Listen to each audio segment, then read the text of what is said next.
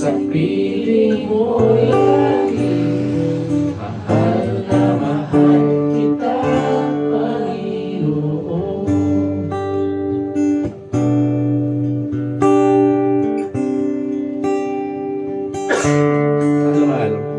Mahal na mahal kita, Panginoon. So sarap. So sarap. Mahal na mahal kita, Panginoon. Kailan may nakita sa piling mo'y langit. Mahal na mahal kita, Panginoon.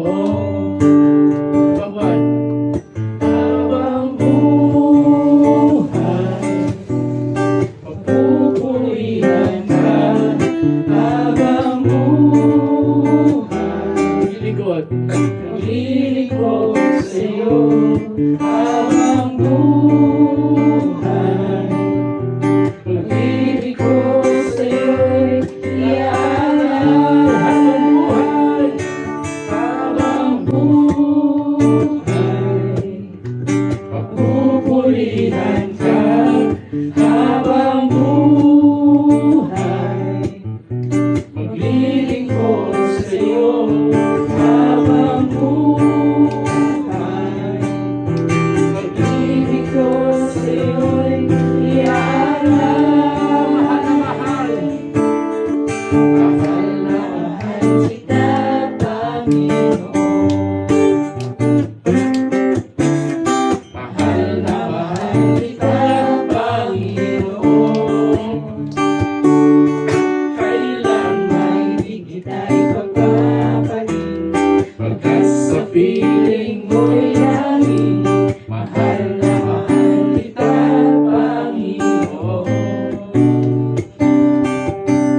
Mahal na mahal kita, Panginoon.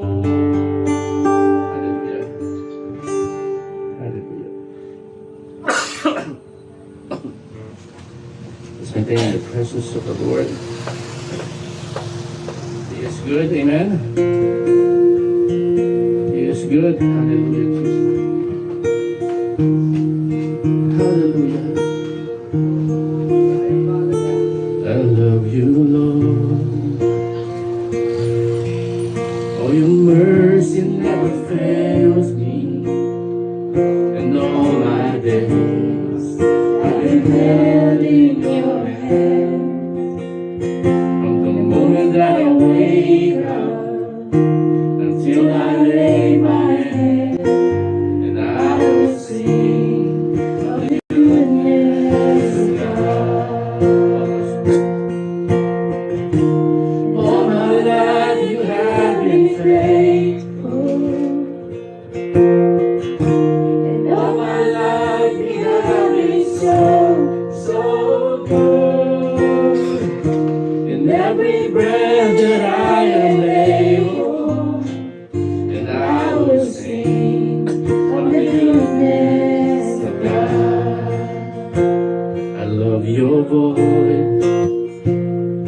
You have led me to the fire, the darkest night. You are close like no other. I know you as a father. I know you as a friend, and I have lived in the goodness of God. Sing the chorus. And all my life you have been faithful, and all my life you have been so, so good. With every breath that I am able, and I will sing of the goodness of God. Your goodness is running out, it's running out, yeah. Your goodness is running out, it's running out to me. With my life laid down, I surrender now, I give you everything. Your goodness is running out, it's running out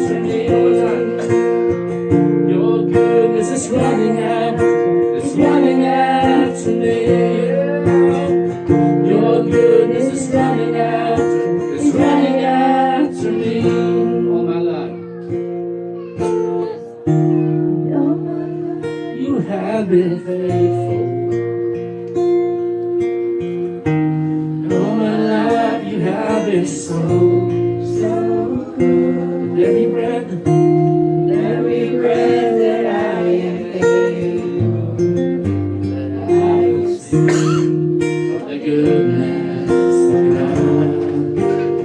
And I will sing of the goodness of God. I will sing of the goodness of God. It's running out, it's running out to me, your goodness is running out, it's running out to me. With my life laid down, I surrender now, I give you everything. Your goodness is running out, it's running out to me. all my life. All my life you have been faithful. All my life you have been so, so good. With every breath that I am able, I will sing of the goodness of God. And I will sing of the goodness of God. And I will sing of the goodness of God.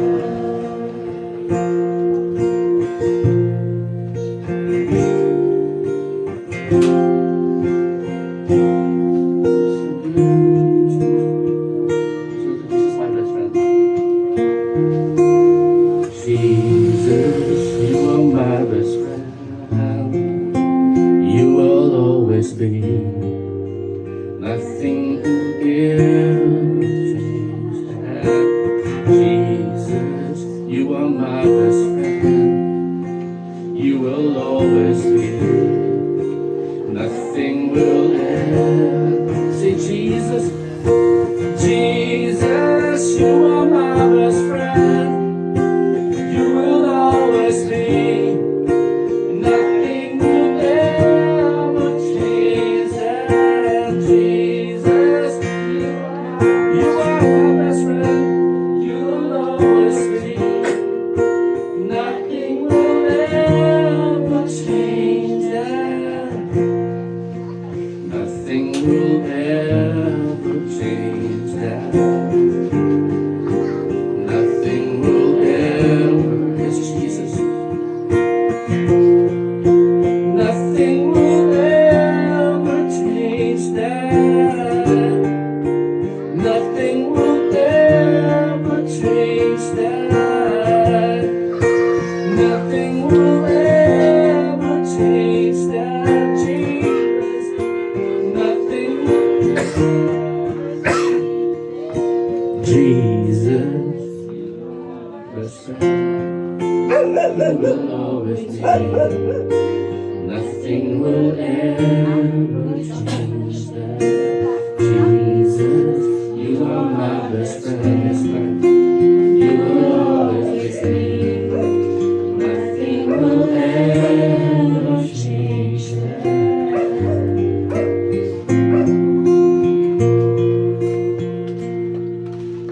And all my life, you have been faithful, yes, Jesus. And all my life, you have been so, so good. Yes, God. With every breath that I am, yes, I will sing of the goodness of God. All my life, you have been faithful.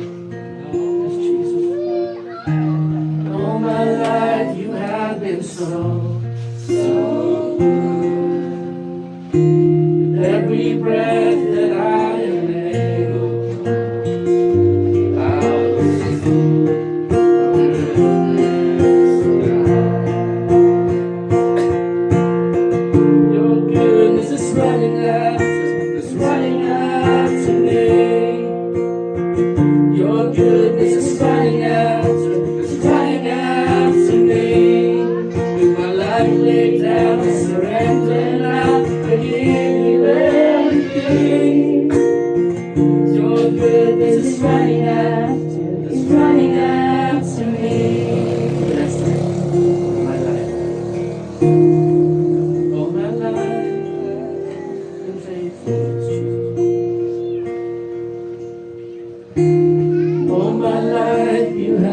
so so good. Yes, Jesus. every breath that I am. Yes, Jesus. I will sing of the goodness of God. I will sing of the goodness of God. Yes, Jesus. And I will sing of the goodness of God. Goodness of God, Jesus. Lord God, we just dedicate this day sa iyo, Panginoon. Wala po, Panginoon, na makakahalang, Panginoon, sa aming pagpupuri, Panginoon. Yung kamatayan, yung sakit, Panginoon, or even yung rally, Panginoon, sa Manila will not stop us from worshiping you, God. Ikaw lamang, Panginoon, ang solusyon sa lahat ng problema ng bayan. Even our problems, O God. Lord, we pray, Panginoon, right now, O God. As a Filipino nation, Panginoon, we remember our countrymen of this moment, Panginoon. Let wisdom rule, O God. Oh, Jesus. Oh, Jesus. Panginoon, matuto silang nananampalataya sa iyo lamang, Panginoon. Wala na kung iba, Ama. We join them right now, O God, in praying for peace. Lalo, Panginoon, sa aming mga kasundaluhan, sa aming mga kapulisan, Panginoon. Protect them, O God. Be with them, Father God. O God, as we go on, Panginoon, sa service, O God. We pray, Panginoon, yung mensahe niyo, Ama. Na binigay niyo, Panginoon, sa inyong anak, Panginoon, na lulingkod, Panginoon, sa Pastor Vic. Edify us, O God, and give us clear meaning, Panginoon, of how good you are, Father God. At sa lahat po na may mga sakit at karamdaman, Lord, so we just lift up to you, Panginoon, ang mga sakit, Panginoon, in Jesus' name, O God. And we stand on your promises, Panginoon, that by your stripes, Father God, we are healed. In Jesus' name, we claim victory, O God, in the mighty name of Jesus.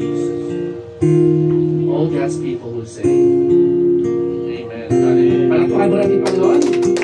Hallelujah. Magandang hapon po sa inyo lahat. Alright, thank you for coming to this service. Despite po, again, ng mga tao ay nakaputok sa TV, mas gwapo po yun nandito sa church. And sa balita, stress lang. Stress lang makukuha natin doon. So at this point po, maybe we could ask at least 2 volunteers po to share something that God has done sa buhay niyo for this past week. Alam niyo po, yung pagising pa lang sa umaga is a miracle indeed. Marami pong, yung pinsan ko po namatay lang 3 days ago, hindi na siya nagising. He is from Arayan. The same thing with my lolo. Nag-iisa ko nila lolo na sa US. He died the same 3 days ago din as well sa US. Hindi siya na nagising. I don't know, for some reason, hindi siya na nagising. But we are here, so blessed. Nagising pa tayo. We are... Alam niyo bang kayo ay isang walking miracle? Amen? Amen? Yung araw-araw na buhay kayo, it's a miracle indeed, right? Si Tita Alice, she is a walking miracle. Right? So hindi sa kanya yung lakas yan, it's to the grace of God. Amen? So anybody wants to share? Anyone? You want to get exam? Okay. You want to share something?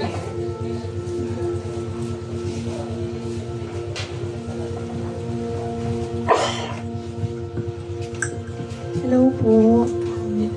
Kahapon po, nag-exam po kami sa Pampanga.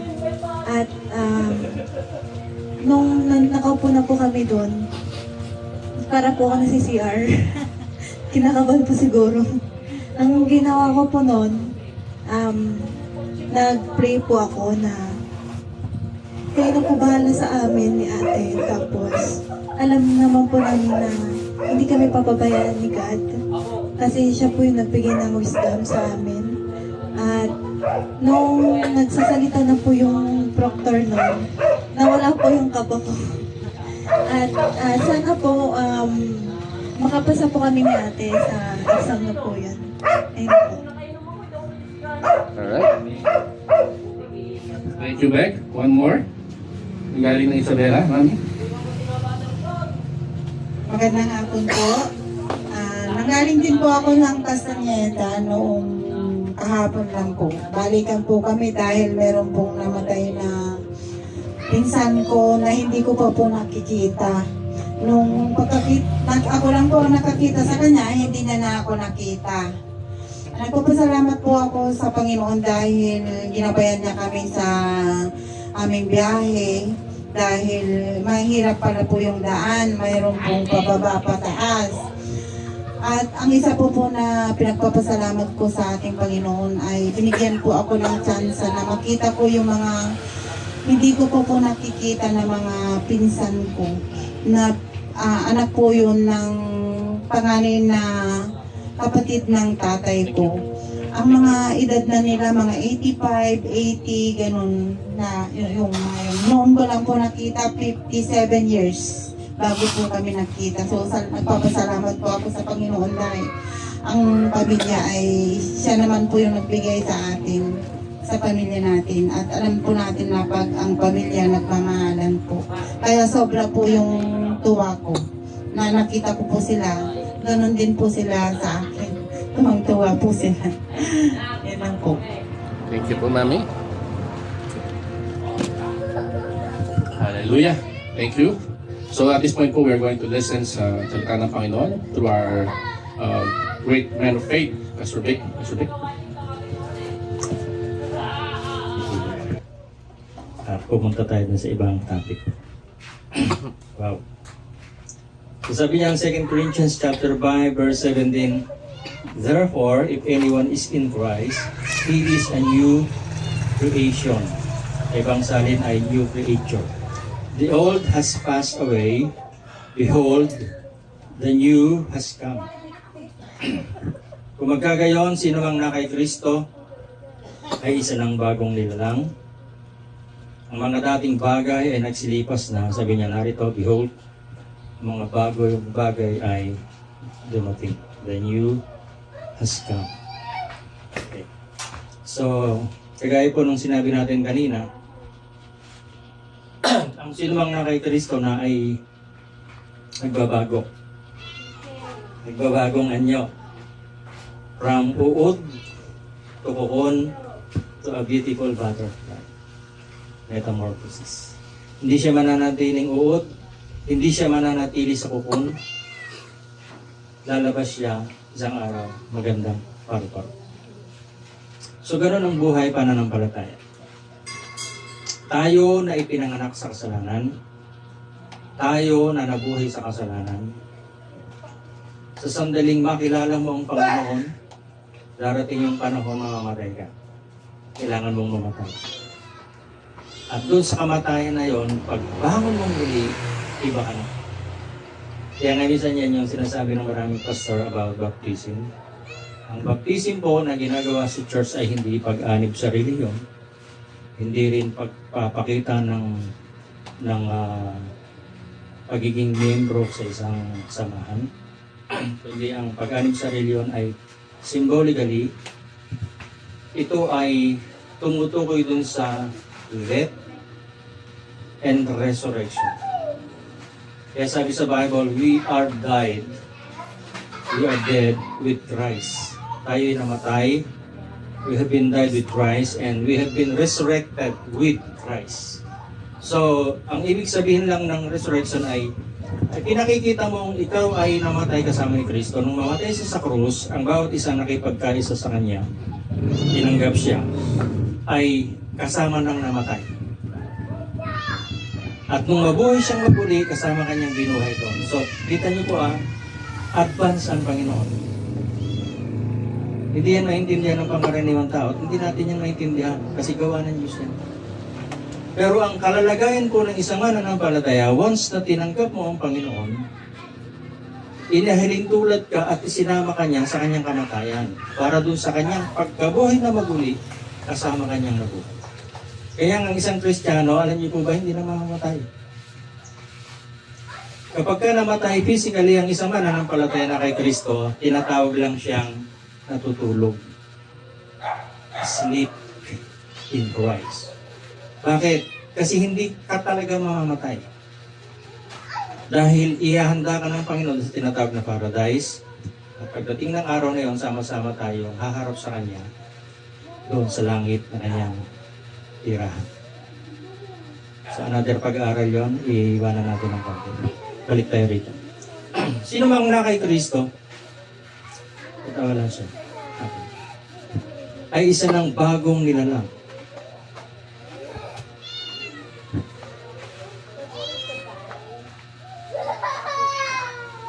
Yeah. If anyone is in Christ, he is a new creation. The old has passed away, behold, the new has come. So, pansinin po natin yung two letters, yung isang maiksing salita na yan na binubuo ng dalawang titik, yung word na I-N, in. If anyone is in Christ. So, maliit lang siya, pero napakalaki ng meaning po niya. Hindi sinabi diyan, if anyone is in religion. Bakit ko pinagdidiinan to? Gusto ko kasing maintindihan niya na hindi religion ang magpagdadala sa inyo sa Panginoon. Sa langit. Si Kristo lang. Kaya kung pinagtatalon-talunan ng religion, ito, basahin niyo lang sa kanila. Kung yung word na Christ dyan ay religion mo, sasama. Sabihin niyo sa kanila, sasama ako sa inyo.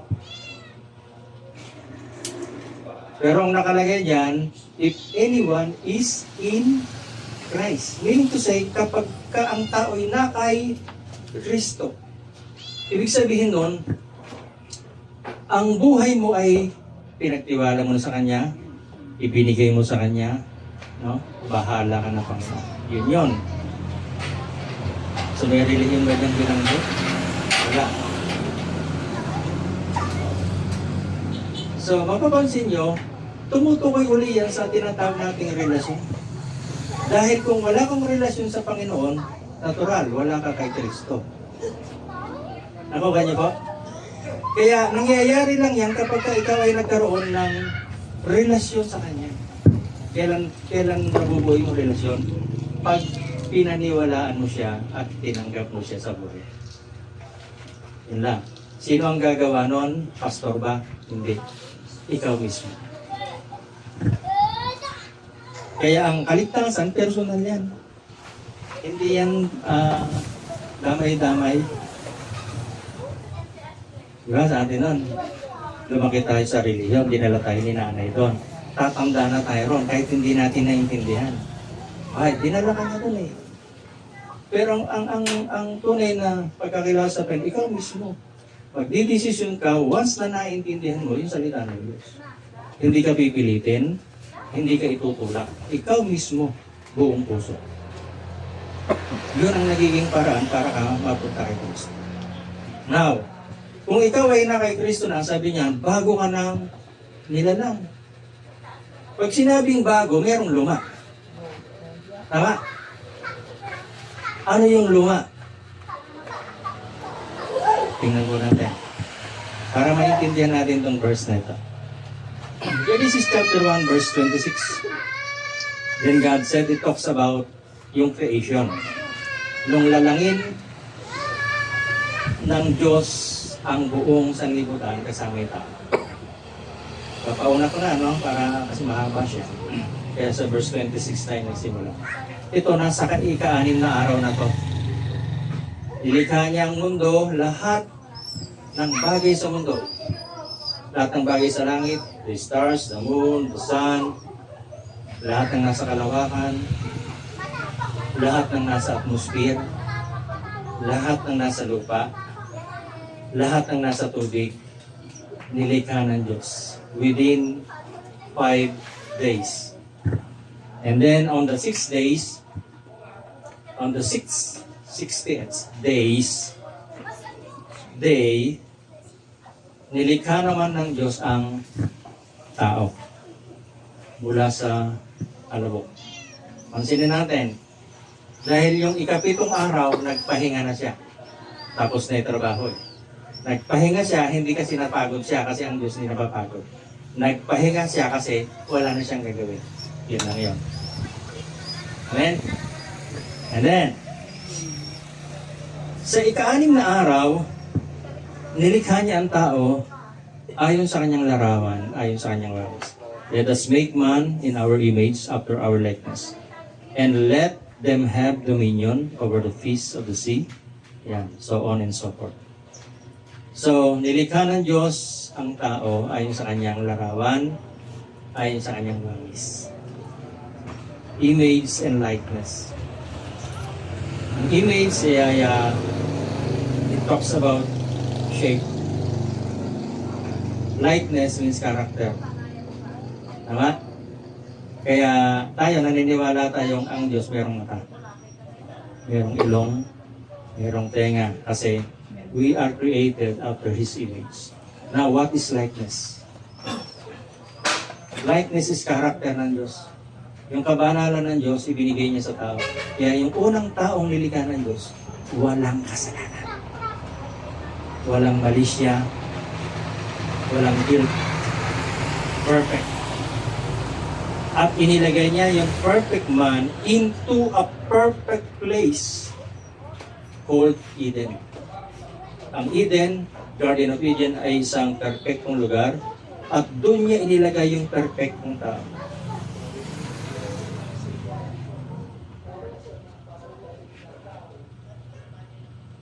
Verse 7, Then the Lord God formed the man of dust from the ground and breathed into his nostril the breath of life, and the man became a living creature.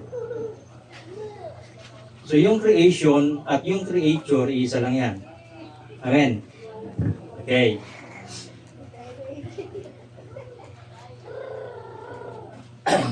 Nung nilikha niya ang tao ngayon, may kasalanan na ba? Wala. Holy ang tao nun. At nakikipag-usap sila sa Diyos mukha. Kasi kilala ni, although hindi na makikita ng mukha, nararamdaman nila yung presence. Kasi as a physical man, hindi pwede mong makita ang Diyos kasi ang Diyos ay punong-puno ng kabanalan. Hindi mo kayang i-contain. Hindi kayang kargahin ng katawan ng tao yung kabanalan ng Diyos. Mamamatay siya. Ganun ka-powerful. Bakit? Kasi ang Diyos, sabi doon, tumitira siya sa liwanag na hindi matitigan. Kung kaya po nating tumitig sa araw na hindi ka mabubulag, may ibang klase ka. Hindi ka na tao. Alien ka na. Pero ang normal na tao, hindi mo kayang tumitig doon. Ganon ang Diyos. So tingin niyo po, yung hindi nga matitigan, tapos yung kabanalan niyo, sikakarga sa'yo, mangyayari sa'yo. Hindi ka lang mabubulag, mamamatay ka. Kaya hindi pwede. Ngayon, nararamdaman nila yung presence ng Diyos. Kasi alam nila, kilala nila yung yabag. Dahil nung narinig nilang naglalakad, after nilang kumain nung pinagbabawal na bunga, narinig nila na lumalakad ang Panginoong Diyos. In the cool of the day, nagtago si Adan, nagtago si Eva, kung nagkasala. Meaning to say, meron silang intimate relation. Close sila ng Father. At yung unang creation, yun yung kabanalan ni Eva at ni Adan. Yun yung nasira. Romans chapter 5 verse 18, Therefore, as by the offense of one, judgment came upon all men to condemnation. Sino ba yung nagkaroon ng offense? Si Adan. At dahil doon sa offense ni Adan, ang kahatulan ay dumating sa lahat ng tao. Nasira yung creation. yung creature ng Diyos. Balikan natin yung ating text. 2 Corinthians 5:17. If anyone is in Christ, he is a new creation. Bakit new? Kasi sabi ko kanina, merong new kasi meron siyang pinanggalingang old. Yung old creation, yun yung image ni Adan. Na magandang-maganda siya after the image and likeness of God, and then nung pumasok yung kasalanan, dumating yung judgment, nasira ngayon yung creation. Kaya kinakailangang palitan na maging new creation. Okay. Kasi yung old creation na yun, hahatulan yun ng Diyos kapag hindi siya nag-metamorphosis. Pag hindi siya nagbagong ano, hahatulan siya. Saan ang hatol? Yung inihanda ng Diyos na kaparusahan sa mga diablo at sa kanyang kampo. Idadamay ka ni Satanas ngayon. Alam niyo ba si Satanas? Naghahanap lang ng damay. Kaya galit na galit si Satanas sa mundo. Kasi ayaw niyang siya lang ang mapunta roon sa impyerno. Gusto niya magsama ng iba. Hindi naman niya kayang isama na doon yung mga angel na tira. Kasi yung 1/3 ng angel sa langit ay nadaya ni Satanas. Yun yung mga naging demon. Si Satanas yung devil, yung mga aliporis niya ay demons. So hindi siya masyaan. 1/3, imagine 1/3 laksa-laksa yun, libo-libo yun. Parang army yun. Hindi na niya pwedeng daya yung iba kasi sila lang yung naging fallen angel. Sinumpa sila. Lahat ng nagrebelde sa Panginoon. Binagsak sa lupa. Nadamay tayo. Dito pumunta. Ha? Hindi na pwede sa langit eh. Ang natira doon, yung mga, andun sila, Michael, Archangel, okay ba? Gabriel. Ha? Gabriel. Gabriel. Isang araw, makikita mo, ay, ito pala si Gabriel. Okay, tatlo ba yan? Dalawa lang? Michelangelo. Now, si Lucifer, siya yung pinakasikat doon sa among the angels. Kasi nilikha siya ng Diyos na sabi doon, sa kanyang description ng Bible, naka-built-in sa kanya yung instrument. Pero hindi naman ibig sabihin nakakabit. Ibig lang sabihin doon ay nung nilikha siya ng Diyos, kasama yung instrumento. Ano ibig sabihin doon? Lucifer, siya yung choir director, siya yung musician ng heaven. Pag magaling kang gumitara, magaling kang tumugtog, magaling kang kumanda, anong feeling niyo? Aminin natin. Kasi tumutugtog din ako pag andito ka na. Nagsimula akong tumugtog high school eh. Pag nasa stage na kami naman, pinapalakpakan ka ng tao. May feeling ka nun. Lalo pag nagpapalakpakan sila, yung mga babae ay kinikilig pag kumanta ka na.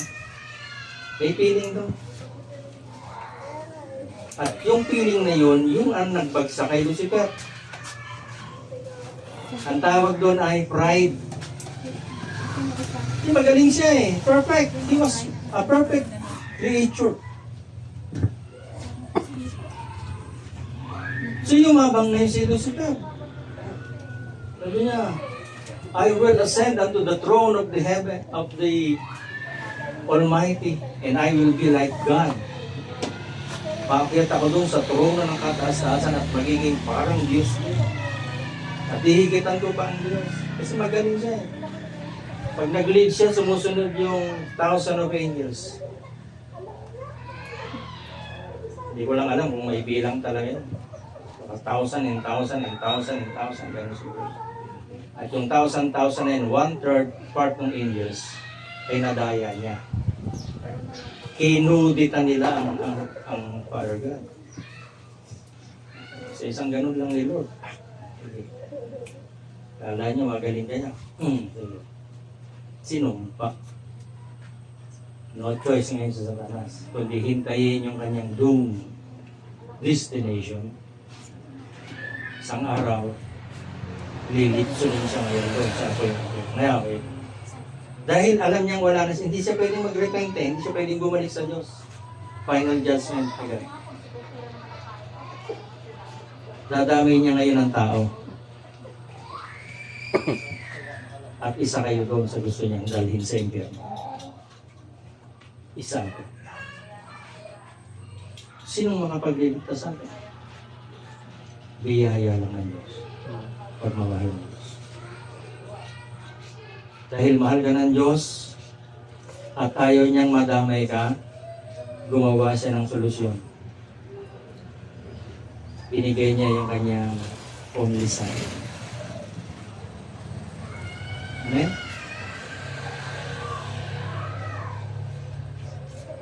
Romans chapter 5 verse 19. For us by one man's disobedience, sino po yung nag-disobey? Si Adan. Doon sa pag-disobey ni Adan, sabi doon, many were made sinners. Sa pag-disobey ni Adan doon sa utos ng Diyos, huwag mong kanin niya, nag-disobey siya, naging makasalanan ang mga tao. And by the obedience of one, sino yung naman ang sinasabing sumunod? Si Jesus. Many shall be made righteous. Sino niya? Si Adan nag-disobey, naging makasalanan ng tao. Si Jesus sumunod sa Ama, naging righteous ang tao. Choice mo yan. Kay Adan, kay Jesus.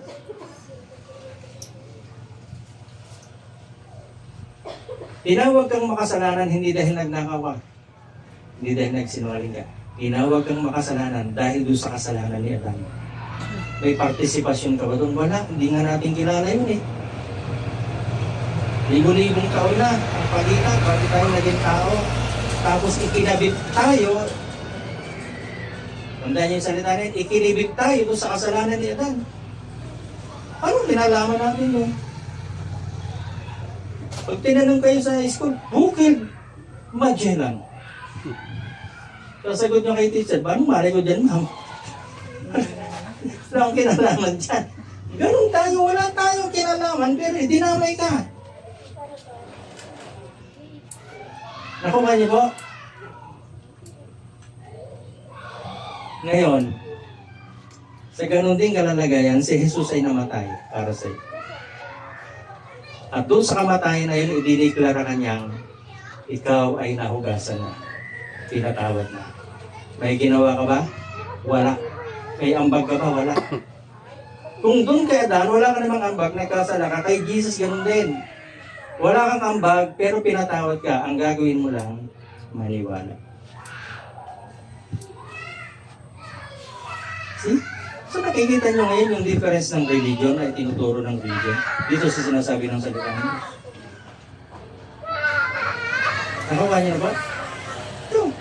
By one man's disobedience, many were made sinners, so by the obedience of one shall many be made righteous. In James Version po kasi ito, kaya medyo balik-baliktad yung parang gamit na ng Lord. Kaya, eto na. Hindi naman tayo nagkasala, tinawag tayong makasalanan, dahil ikinabit tayo doon sa kasalanan ni Adan. Now, at the same manner, nung si Jesus ay mamatay para sa iyo, ikinabit ka rin kay Jesus nung ikaw ay maniwala sa Kanya. That's why, ang sabi ng 2 Corinthians 5:17 kanina, if anyone is in Christ, he is a new creation. Yung old creation, dahil doon sa pagiging sinner ni Adan, pinalitan ngayon ng Diyos. Amen? Nakuha niyo po. Kaya tinatawag ngayon ang isang tao na kay Kristo na new creation. Sa ibang tawag po dyan ay born again. Yun yung susunod natin sa isang linggo sa looban ng Lord. Understanding our identity in Christ, kasama yung born again. Amen. So, gagawin natin para siyang lagar para kahit saan man tayo makarating, naintindihan nyo na. Maliwanag na sa inyo. Hindi relihiyon yung ipaglalaban mo. At hindi mo kailangan ng relihiyon kung meron kang relasyon. Tamang relasyon kay Jesus. Amen? Hallelujah. Kita nyo ba? Ang sabi ng marami, yung 10 Commandments, alam yan ang lahat ng nangangaral. Lalo na sa religion. Master nila. Kasi yun daw yung susundan mong bakas para matuwa sa iyo ang Diyos. 10 Commandments. Actually, 613 laws yung tinanggal nila yung 603 at itinera nila yung 10 lang. Eh yung 10 lang, mahirap lang tumupad. Pakikita ko sa inyo. Itong mga taong, alam naman natin rampant na yun nagnakaw sa gobyerno. Naniwala ba kayo nagnakaw sa inyo? Ha? Nagda-doubt pa kayo, baka hindi naman. Pero yung kasing, sila kasi matatalino sila Hindi naman sila pwedeng magbintang ng walang basehan. Sabihin ko sa may nawawala talagang pera. ang problema ganito yung isa hinahanapan ng milyon. 125 yata tama ba? Milyon na nawala daw sa DepEd. Samantalang itong billion and trillion hindi mapalitaw. O ngayon, yun yung binubusisi ng gobyerno. Ibig sabihin totoo. Kasi maraming matatalinong tao ang nakakita. Hinahalongkat ngayon, palitawin nyo yung billion. Ang billion yun sa flood control? 551. Tanungin ko ngayon. Itong mababait na taong ito na lagi nakabarong, laging nakamarkama. Niniwala po ba kayong may mga relihiyon yan? Meron, wala. Meron. Baka malaki pa nga yung magbigay sa church. To cover up. Nagbibigay yan, hindi para talaga magbigay. Nagbibigay yan kasi mayroong gustong pagtakpan. Yung mga drug lord niya Namabait sa pamilya Naniwala ba kayo doon? Hindi alam ng pamilya, drug lord tatay nga. Ubod lang yaman. Pinapaaral yung anak, pinapakain yung anak. Pero galing sa may reliyon na wala. Meron. Kita niyo? Kung may kapangyarihan ng reliyon na baguhin ang tao, bakit ganito ang buhay nitong mga taong ito? Kumantalang tayo, kung magulang tayo, patuyo-tuyo lang. Sila sa aeroplano pa kumakain. Tayo sa pilapil lang. Diba? Asan mo religion? Kaya palang, common sense mga kapatid. Hindi ka kayang dalhin ng religion sa langit. Mas malamang padalhin ka sa impyerno. Now, dahil doon sa pagsuway ni Adan, naging makasalanan tayo. Dahil naman sa pagsunod ni Jesus. Kaninong pagsunod daw? Pagsunod ni Jesus. Pagsunod po ba natin ang pinag-usapan? No. Si Jesus yung sumunod sa Father kasi walang sino mang taong makatutupad ng kautusan ng perpekto. Wala. Dahil kung merong nakatupad, hindi bababa yung Kristo para magpakamatay doon sa krus. Bakit? Simple lang naman. Kaya mo naman palang matino, mabuhay mo matino. Bakit kailangan pang pahirapan ng Panginoon? At isugal siya ng Ama dito sa lupa para lang kaligtasan natin. See? Verse 17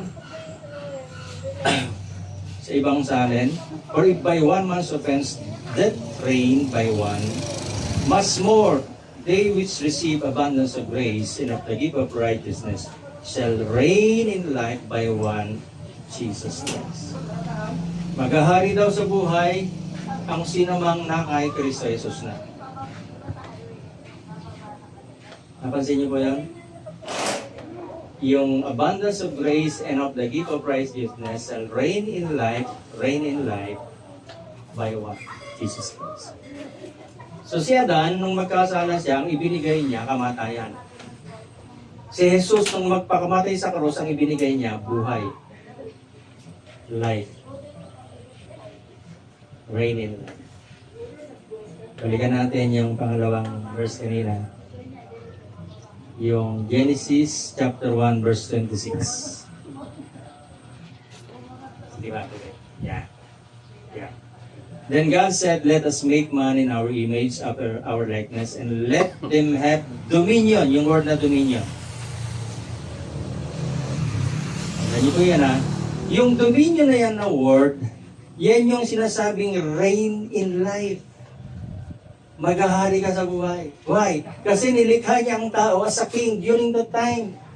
Kita niyo po, then God said, let us make man in our image after our likeness and let them have dominion, authority, power, reigning. Yung the word dominion, yan galing yung salitang kingdom. Kingdom means king in his domain, with his domain. Ang hari at ang kanyang paghari. Ang hari at ang kanyang kaharian. Pansinin niyo, pagdating dito sa binasa natin kanina, shall reign and life, papapansin mo, yung old creation na pinorpos ng Diyos sa buhay ni Adam, ibinabalik niya sa isang taong meron ng kaugnayan kay Kristo. Amen. Ngayon, naiintindihan niyo na po ba kung ano yung identity niyo? Yun ka kay Kristo. Isang dating makasalanan, binago ng Diyos para mabuhay kasama niya na may paghahari dito sa mundo.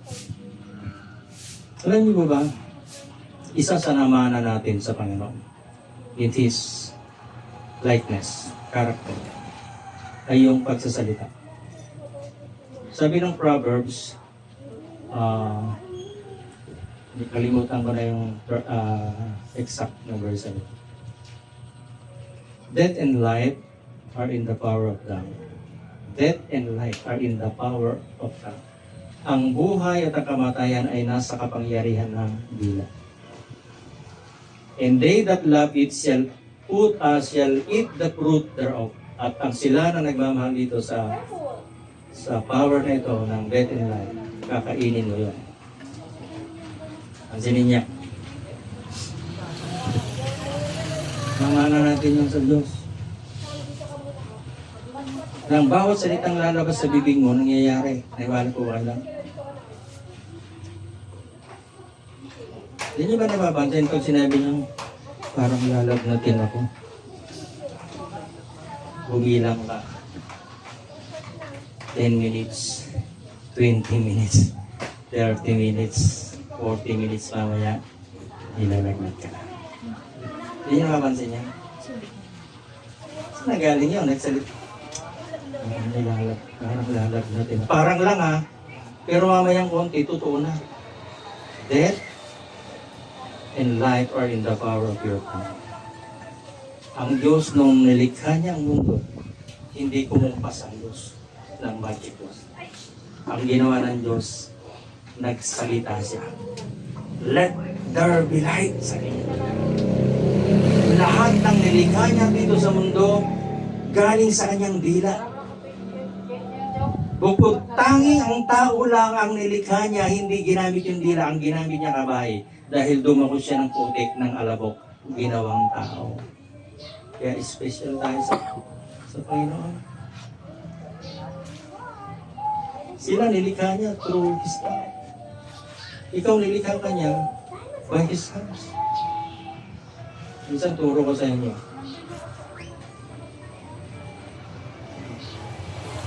The masterpiece in the master's hands. Masterpiece, obra maestra. Ang obra maestra sa kamay ng maestro. Ikaw yung masterpiece. Minsan turo ko yun. Maganda siyang minsan. Tama ha? Bukod tangi ikaw yung nilikha ng Diyos na hindi niya ginamitan ng salita. Hindi niya sinabi, magkaroon ng tao. Hindi ganoon. Kumuha siya ng alabok, pinormahan niya tao after His image. Kaya naniniwala tayong ang Diyos mayroong matangin. Kamukha natin. Isang araw, makikita natin siya ng araw. Wow. What a wonderful day. Isang araw makikita, ito pala yung ama ko. Makikita natin si Lord Jesus at ito pala ang Panginoon. Titingnan natin kung tama yung drawing at itsura na nakikita natin sa sunod. Ano nga kaya itsura? Ibang tayo ka sigurong gano'n eh. Pero sigurado ako matangos silang nun. Kasi mga Jewish people matatangos sa Pilipino lang ang maganda ang ilong. Amen? Okay. Saan na tayo? Patapos na tayo. 2 Corinthians chapter 5 verse 17 ulit. Therefore, if anyone is in Christ, he is a new creation. So nakita nyo na yung maliit na word na kinukompose ng dalawang titik, dalawang letra, I-N. In. Yun yung susi. Sino mang nakay, sa Tagalog kasi dumami na siya yung word na in, sa Tagalog, nakay Kristo. If anyone is in, so ibig sabihin, pag ikaw ay nakay Kristo, hindi ka na luma. Yung dating makasalanang pagkatao mo ay pinalitan na ng bago. Kaya ang sinumang taong nagdesisyong ibigay yung kanyang sarili, hindi na siya sinner anymore. Hindi ka natatawaging makasalanan. Although paminsan-minsan nagkakasala. O kanya? Ikaw ay isang saint. Pag sinabing saint, santo, no? Ang ibig sabihin ng saint ay separated. Sineparate ka ng Diyos mula dito sa mundo. Yun lang ang ibig sabihin nun. Ikaw ay inihiwalay na Diyos kasi hindi ka ng taga-mundo, but you are living in the world. No? Hindi ka ng taga-mundo, pero nakatungtong ka pa sa mundo. Kaya, paminsan-minsan, may possibility na ang tao na nakay-Kristo ay nagkakasala. Pero ang mabuting balita, bayad na yung kasalanan na nagagawa. Grabe. Isang tuturo ko yan, medyo controversial yan. Alam niyo po ba yung kasalanan natin na gagawin bukas? Bayad na. Controversial yan. So, tuturo ko sa inyo yun. Bakit gano'n? Kasi nasa Bible po siya. Hindi ito tinuturo ng marami. Natatakot silang ituro. Natatakot sila. Kung tayo, wala tayong pipiliin. Basta nakasulat, sige, pag-aralan. Ang tawag doon ay future sin. Hindi mo pa nagagawa, pinatawad na. Ay grabe ang Diyos. Grabe talaga. Hindi natin maaabot yung kanyang kaisipan pagdating dito. Kaya ang gagawin mo na lang pariwala. Para mas maintindihan natin, bakit natin sinasabing gano'n. Kailan tayo pinatawad ng Diyos? Nung nagsisiba tayo o nung bumuhos yung dugo sa cross? Ha? Nung bumuhos yung dugo sa cross. Tao na ba tayo nun? Future tayo nun. Tayo yung future sin. So, ibig sabihin, nag-advance ang Diyos. Alam niyang ipapanganak tayo, kaya ginawa niya, babayaran ko na yung kasalanan mo, anak.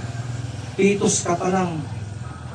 Pinaplano ka pa lang, dalaga pa lang at pinatay magulang mo, pinaplano pag nagkaroon tayo ng ganito panganaya. Ikaw yung lumabas sa isang araw. Makasalanan ka, pero binayaran na ng Panginoon kasalanan. Future sin mo. Nakuha niyo po?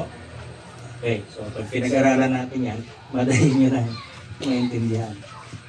Meron ng advance down deposit, meron ng down payment, meron ng deposit. Diba? Iba kasi ayaw intindihin yan imposible naman yan. Natural, imposible kasi Diyos ang may gawa. Kung tao ang gumawa, imposible. Sa Diyos, walang imposible. Tanungin natin kung ayaw nilang maniwala. Bakit ka naging makasalanan? Hindi ka pa naman nagnanakaw.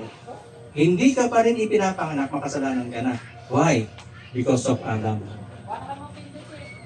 Diba? Kaya pag pinanganak ka, automatically, you are born sinner. Kailangan mo makilala ang Panginoon. Kaya nga tayo, naghahandog tayo ng bata. Ang tawag natin doon ay child dedication. Pag magulang ka ng Kristiyano, mananampalataya, hindi tayo nagbibinyag, ano? Nagde-dedicate tayo ng bata. Kasi ang binyag po, ang bautismo ay ginagawa lang sa isang taong nakakaintindi na ng tama at mali. Eh yung bata, anong naintindihan mo? Luglog mo sa tubig yon. Ano naintindihan mo? Kaya ang bata, inihandog, kagaya ni Jesus. Inihandog siya sa templo. Iniyalay sa Panginoon. Ibig sabihin, doon pa lang sa kanyang binibigay mo na siya sa Panginoon. Bahala na si Lord doon kung patawad. Kaya alam natin, pinatawad mo siya. Kaya lalaki yung batang mananampalataya. Nakuha niyo po? Kaya lahat yan natin. Now,